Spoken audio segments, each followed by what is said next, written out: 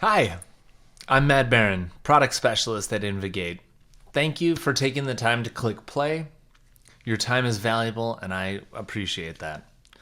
Throw some comments and questions down below, disagree with me, point out my errors. This isn't gospel. Your mileage will vary because every team and organization is unique. The place where I learned the most about user research and survey writing was when I left traditional IT consulting to become an experienced design consultant, where we would leverage human-centered research practices to implement the design cycle on products and experiences for employees and customers.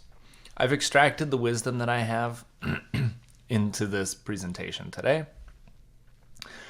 I've been in IT and customer service support for over 20 years, and one time I had a senior VP named John who pushed me, a service desk agent at the time, and my fellow agents past what we were able to do. He was asking us to support his personal cell phone, yes, the original iPhone, yes, I'm that old, his laptop, his hotspot. And it got so bad that one day I actually found myself in my office with my manager, and John came in and was apologizing to me. This was shocking to me because he is the senior VP of sales. And what I realized, or what we learned, is that the reason he was pushing us so hard is because his team wasn't making quota. They weren't able to make their goals because they weren't able to work in the surgery centers and the clinics that they were in every day. So my manager at the time, in her infinite wisdom, from this point forth, leveraged John to create this conduit between IT and sales. And that's our goal here. How do we connect our services and those whom we serve? How do we get the power without the trauma? So this is our challenge. And we've got lots of tools at our disposal. You see some traditional and modern ones, and hopefully you're leveraging some of these already.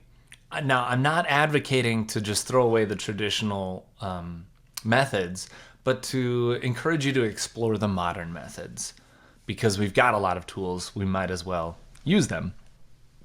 And my goal is to destroy surveys for you, completely destroy the idea of sending surveys to you, and move over to conducting user research and that sort of thing, creating feedback loops and voice of the customer programs. So enough said, let's get into it. People just want to be heard. Surveys are an attempt to measure the intangible, non-measurable messiness and feelings of humans. This is how we gather opinions of our experiences and that we deliver every day. These data points through analysis give us the opportunity to know our people better, their expectations, and meet their needs.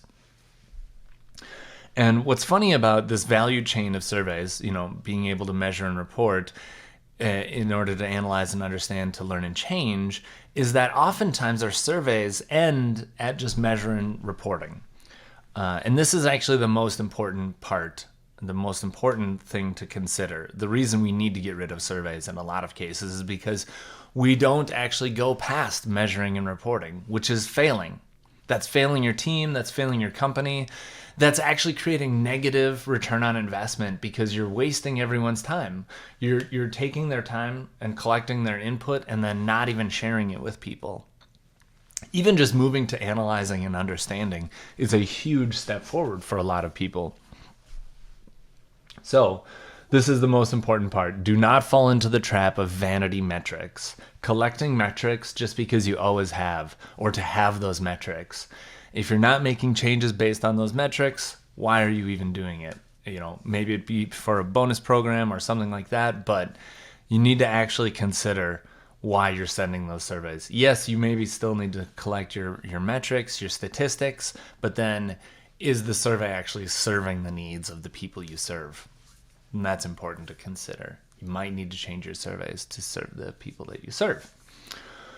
So it makes sense at this point to kind of punch some holes in those metrics that we often gather from surveys to kind of show how they're not as valuable as we expect them to be, or they're not actually indicative of the user experience. So let's start with customer satisfaction. The first part with customer satisfaction is that people are never satisfied, no matter what. Even if I got a customer service that I would rate a 10, I can still imagine what 11 would be. not having to call customer service, right? And so customer satisfaction creates this false reality that people can be satisfied, as well as making it fit into a 10-point scale, which is totally subjective. What's a 6 to me might be a 10 to someone else. What's a 10 to someone else might be a 4 to me. So it's really important to understand that this isn't necessarily a great way to judge their satisfaction. Now, I get my recipes through online ratings because that's what Google tells me, how many stars a recipe gets. But how much of a meal's experience has to do with the recipe? I see it all the time on recipe reviews. People change or go off script or, even replace ingredients and then leave a negative review. Is that really the recipe's fault?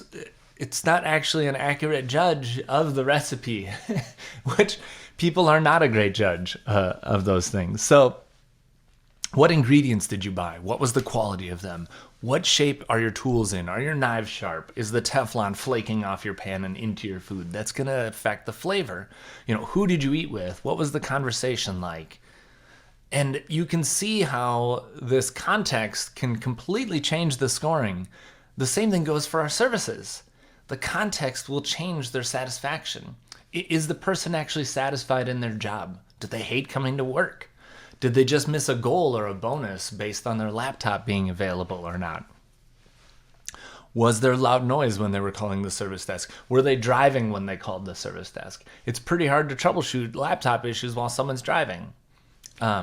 So my point is that the context is really going to influence this response, and the fact that satisfaction is a myth, plus the subjectivity of a 1 to 10, and humans are never satisfied. So although averages are nice, it's important to see the spread.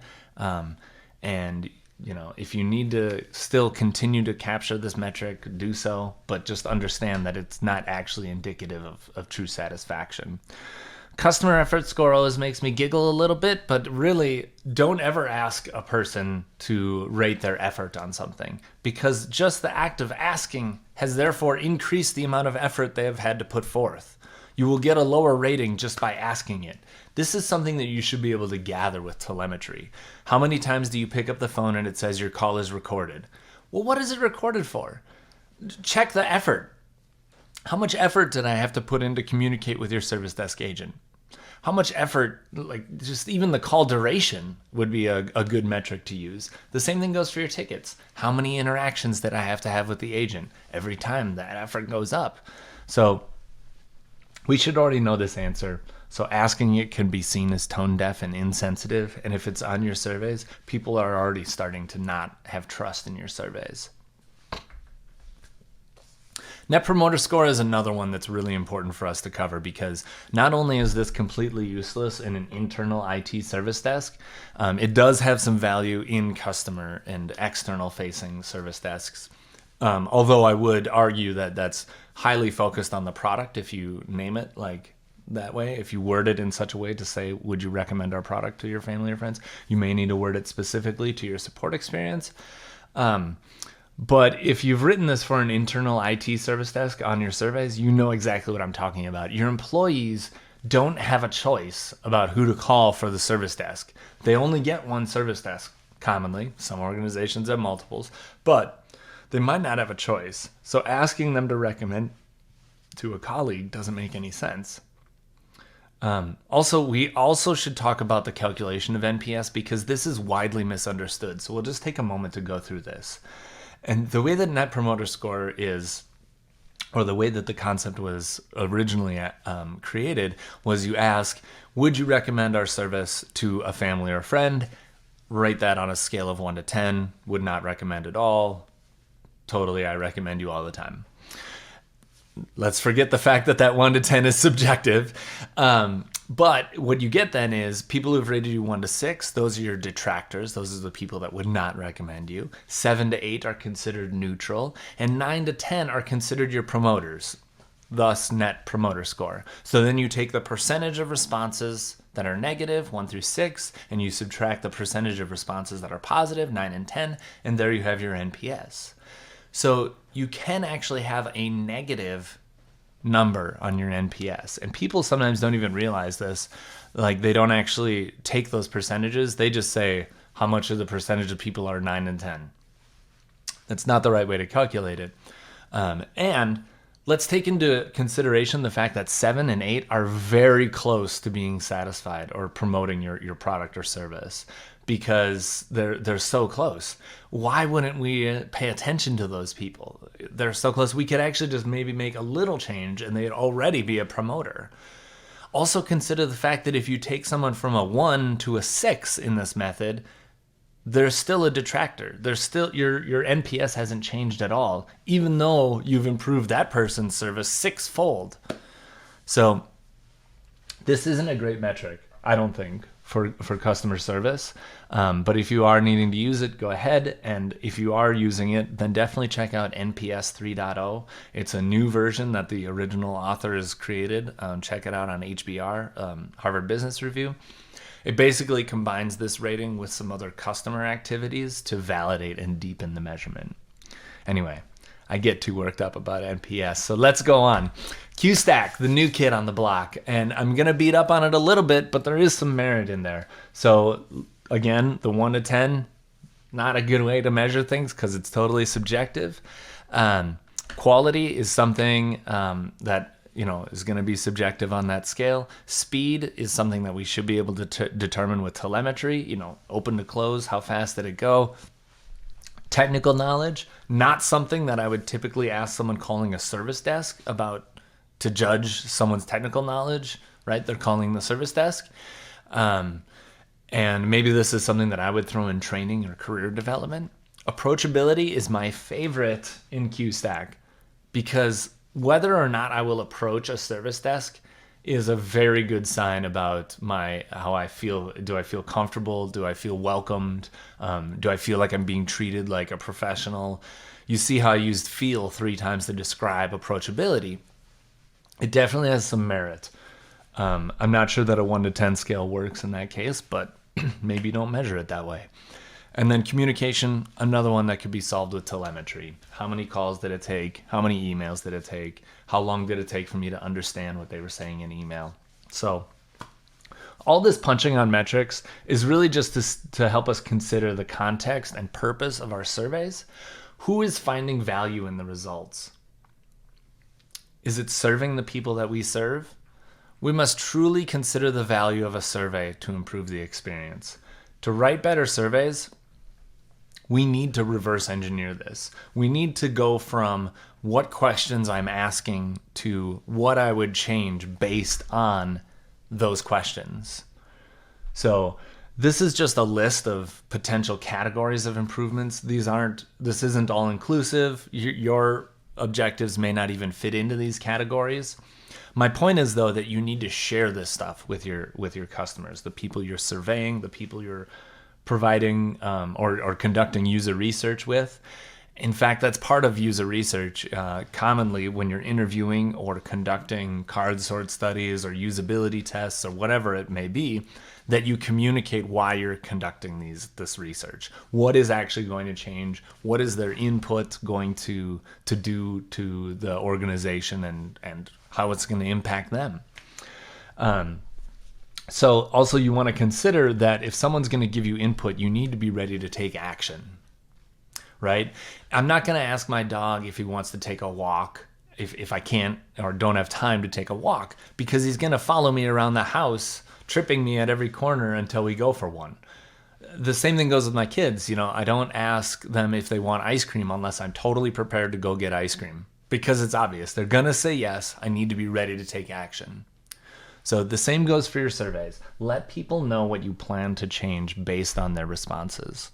And once you know where you're headed and what that you're going to do it via user research or a survey, you kind of need to get into the middle. You need to get to understanding people and what is going to drive them to give you good input. So even though I said it at the beginning, I'll say it again. People don't even understand themselves very well. It's really hard to understand people. Think about miscommunication.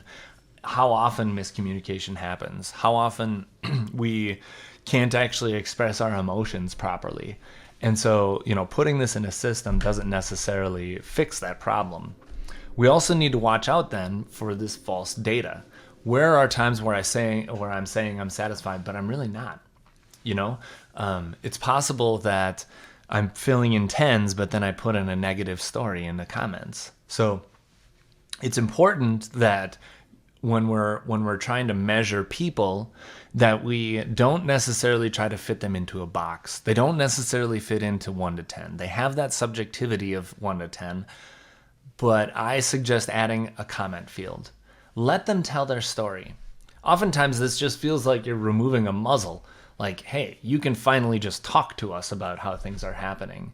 Because there is this frustration that occurs when you make people fit into specific metrics on a survey. A good example of this is the iPod. If Apple had just asked people what they wanted when they were developing this product, they probably would have never gotten to this point, because people don't necessarily imagine what they want. The iPod was the culmination of decades of user research, lots of iterations. They would take that research, come up with insights, develop prototypes, test them, figure out where they failed, do that a bunch until it launched. And eventually they found out that people just wanted a battery-operated music device in their pocket with headphones. There were other MP3 players before the iPod, like the Zune, and I think there were some other USB-based ones. But that user research made Apple go the next step. It really brought them to understand the users and how they felt and what they wanted beyond what they could imagine themselves and beyond what their users could imagine. Through that iterative process, they continued to improve that product until it was ready to be released. I'll give you another example. Let's say you hike a 5-mile mountain up and a 5-mile mountain down. Well, I guess that's going to happen, right? Because you can only go down as far as you went up. But you get to the bottom and the ranger asks you, did you enjoy today's hike? And you say yes, and they check yes on their clipboard, and off you go.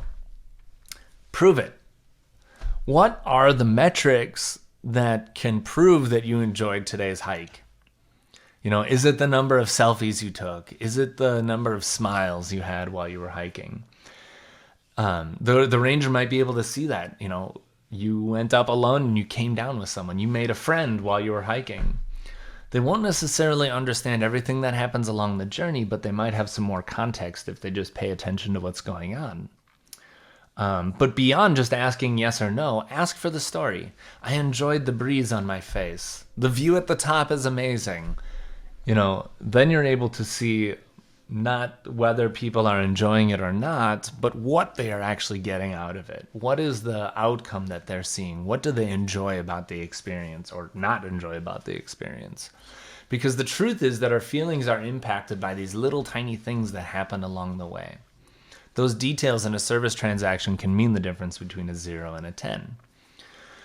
So you also need to consider that there's going to be bias and problems changing people to change their ratings of something. Like if I've always rated the service desk a 5 out of 10, it's going to be tough to get me to get to a 7.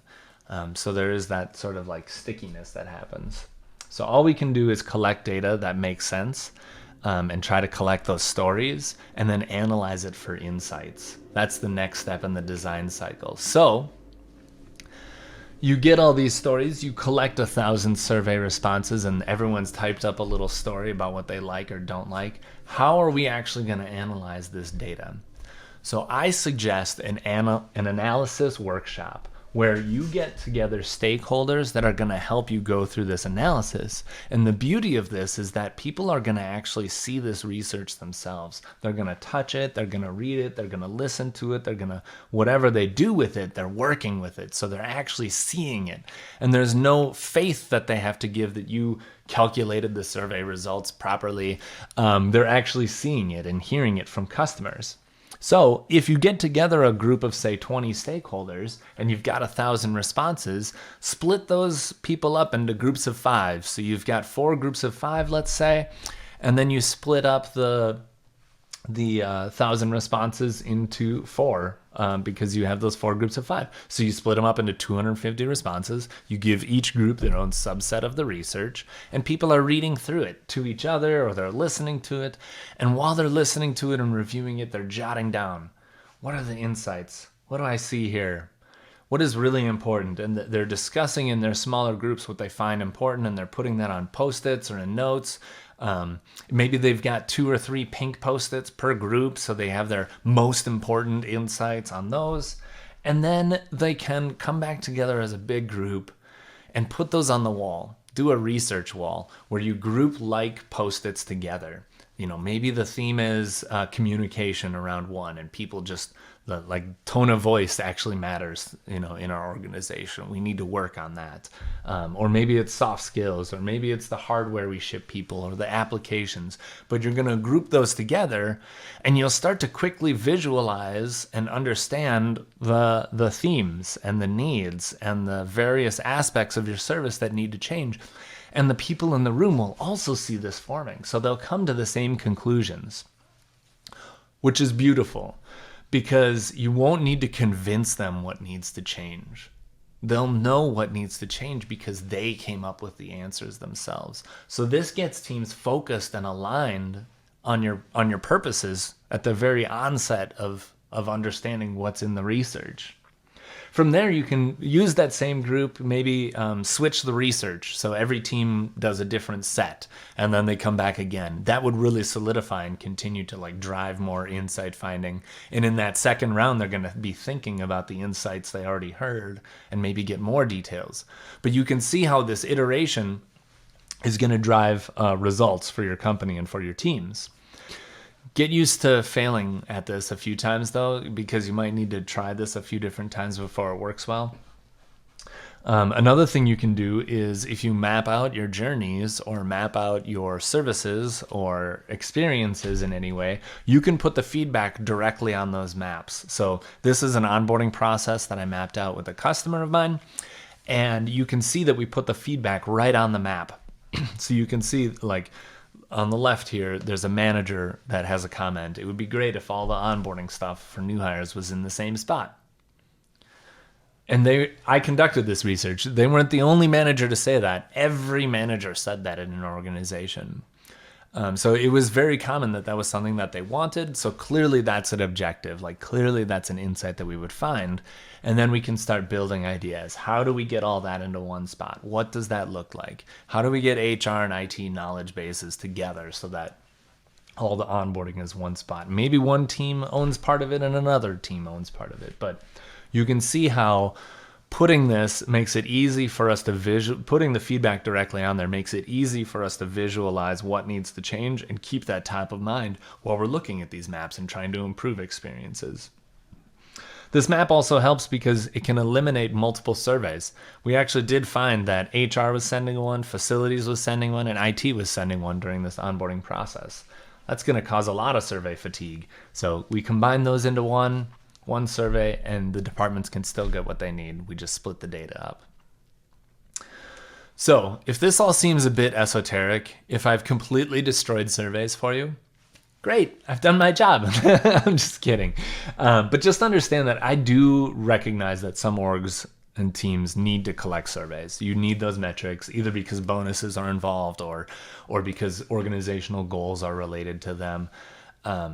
But I do want you to just consider, stopping sending the surveys, because this is kind of where the industry is moving. You see cutting edge companies cutting out surveys and starting to put that survey into the experience.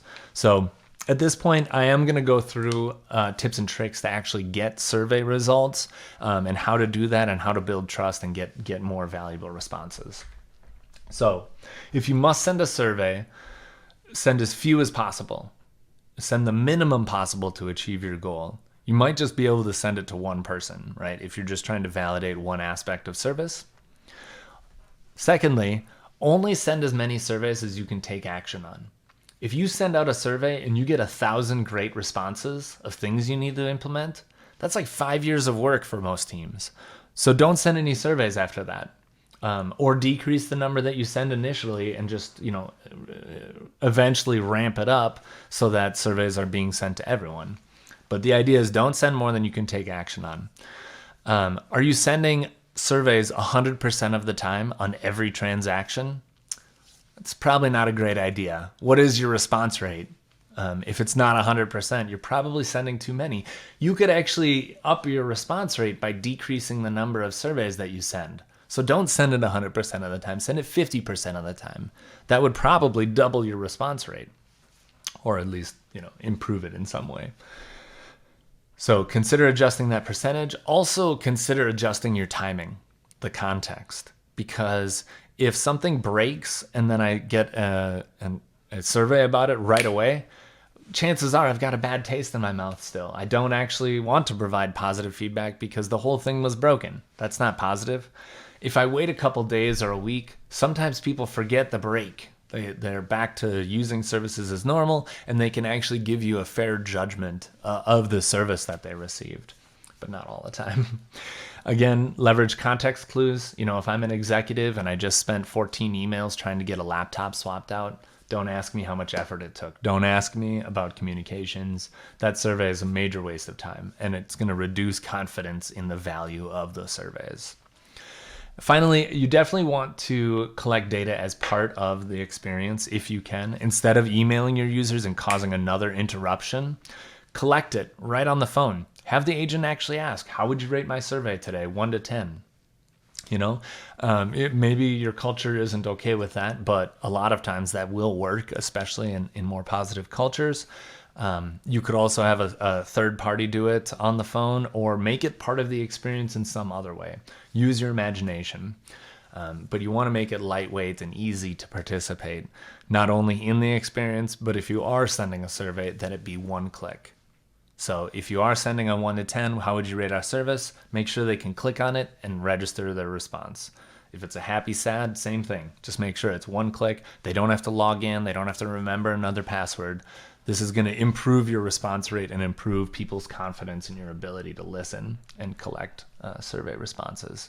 So for when to send a survey, don't. Surveys are your last resort. Only survey if you have no idea how the service transaction went.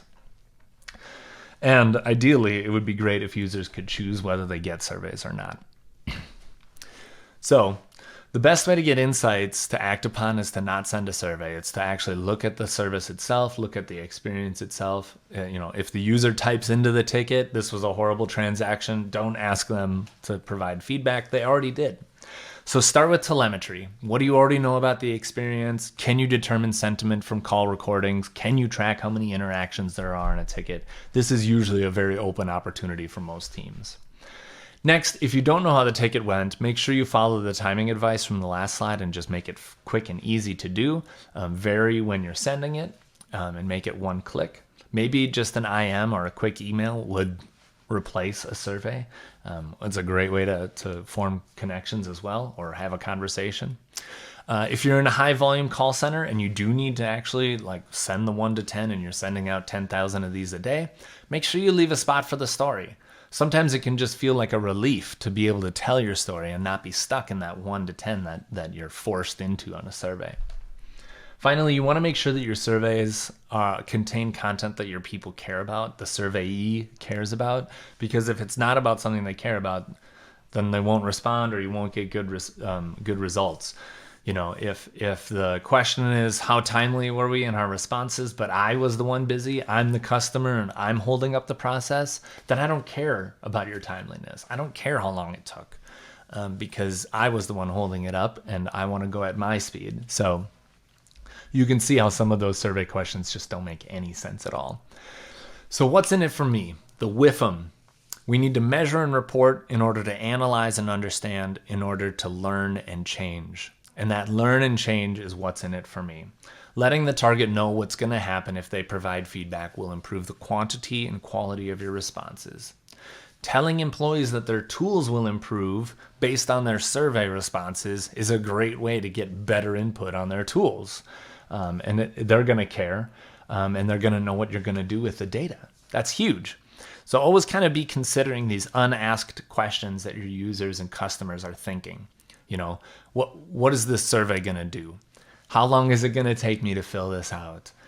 If I take the 5 minutes to fill this out, will it be worth my time? Do you use this for service improvement, or is this like a vendor that I'm rating? Do you reward agents or penalize them based on these responses? That's going to change my responses too. So there's a false positive that you need to watch out for there too. So instead of hiding this information, share it. Let them know what you're going to do with their responses. You're going to get better responses. You're going to get more of them. And that's going to give you better results and input on your changes. So try to keep the WIFM in mind. And in an ideal world, you've stopped sending surveys, right? Customers are getting feedback and employees are providing feedback as part of the experience when ding, negative feedback comes in. How do you respond? Hopefully with joy, because that negative response is an opportunity. It is power. Negative feedback is power to change something in a positive way. It's your ammunition. It's the way that you're going to be able to convince other people to change the processes and services to fit your customers' needs. So book that person for a conversation. Send them an IM. Connect with them over email. Get them on a webcam and turn your camera on.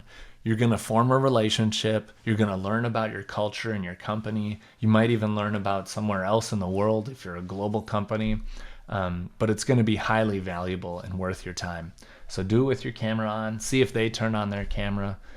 Develop that friendship. Finally, I have some crazy ideas on this topic, so some food for thought.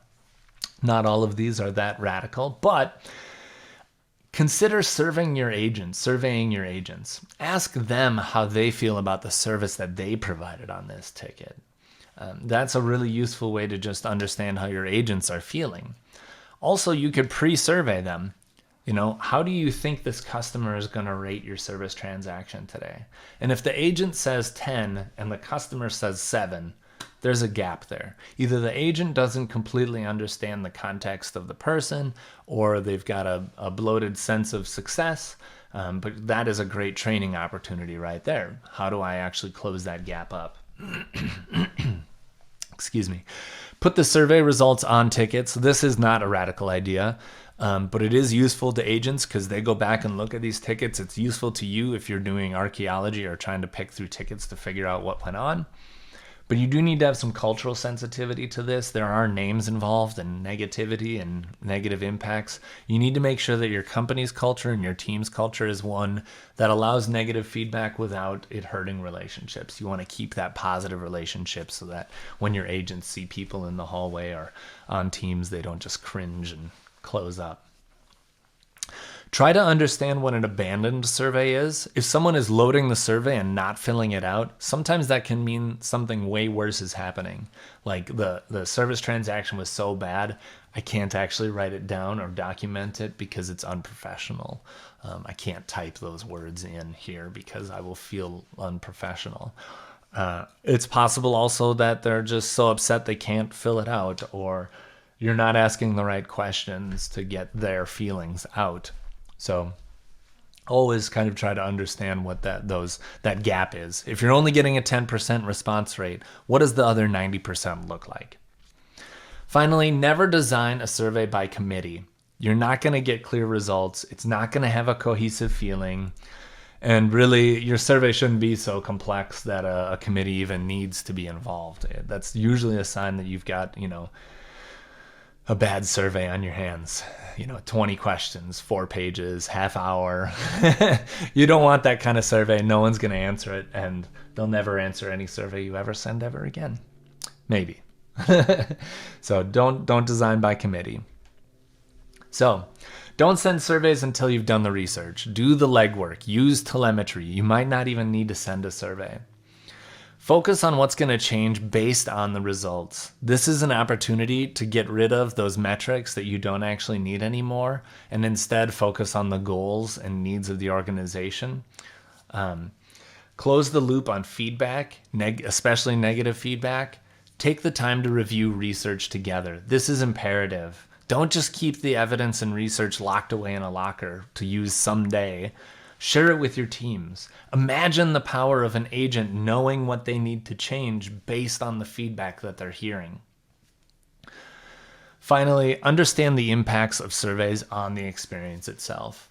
Don't just keep many simple transactions are made worse by sending another spammy email and interrupting an employee. So you want to use those opportunities to capture metrics and other data within the experience. Finally, if there's one thing that you take back from this, it's that surveys do not necessarily always serve your customers' needs. Always look for ways to use telemetry and archaeology and other tools to embed the answers to your survey and find them in the experience. There are lots of ways to collect input, from interviews to making it a part of your call procedure to embedding it in your processes, your products, and your applications. So choose the best way to collect feedback for your customer, your teams, and your culture. Finally, I want to say thank you. I hope you found this useful. Please consider subscribing to Ticket Volume, my podcast where we explore topics like this with some of the top thought leaders in the industry. And thank you so much for your time and attention. Leave some questions and comments below. Send them to me. Find me on LinkedIn. Let me know where I screwed up and what you'd like to see next. Thanks for coming. I'll see you around the way.